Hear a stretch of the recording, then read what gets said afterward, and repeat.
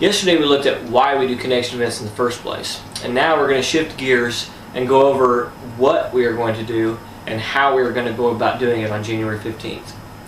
In the past, we have had life group leaders present either in the lobby or under a tent outside, gave them a sign-up sheet, and then asked people to go find a group to sign up for. All pretty much cold turkey.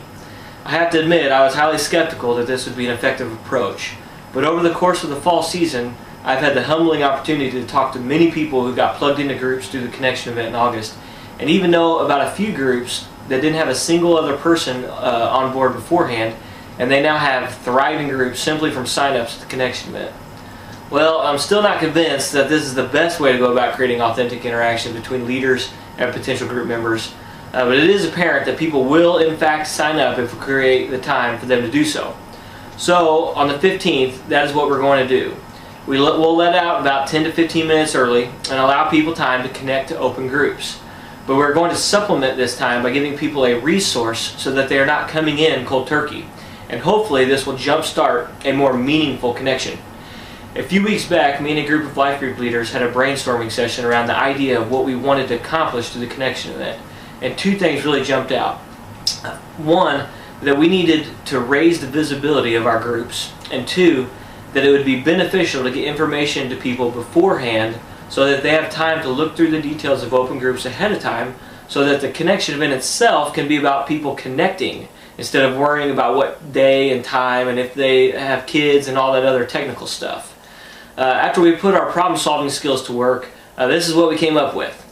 We're going to have a booklet highlighting all available groups. When you open up the booklet, there will be 2 groups to a page. Each group will have a slot for a picture of the group leaders, a spot for group details such as night and time you meet, and most important of all, a 500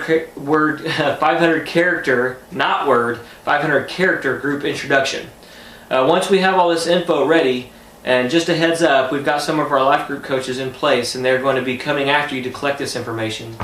But once we have all this available, once we have all the available groups in the booklet, we will send it to print and give them to people on January 8th. This will give them a week to peruse the groups in a leisurely manner and identify a group or 2 or 3 that work with their schedule and that they would like to connect with on January 15th. In closing, the most fundamental thing we are doing on January 15th is plugging people into groups. But that is going to be very hard to do if we don't have any groups available for people to plug into. If you were at the last core, you heard me say that the ideal life group size is about 8 to 14 adults. If that's the case, then 95% of our groups are already at capacity. We have almost 500 adults in on our life group rosters, which is just incredible and something to celebrate. But it also means that there are about 500 regular One Life attendees that are not living in intentional Christ-centered communities throughout the week. And with 95% of our groups at a healthy capacity, or beyond a healthy capacity, well, you don't really have to be a math wizard to see that there's a need for new leaders and new groups. And this is without even getting into creating space for our mission of bringing unchurched, secular-minded people into our life-giving groups. So this is my challenge to you as leaders. If you can multiply, multiply.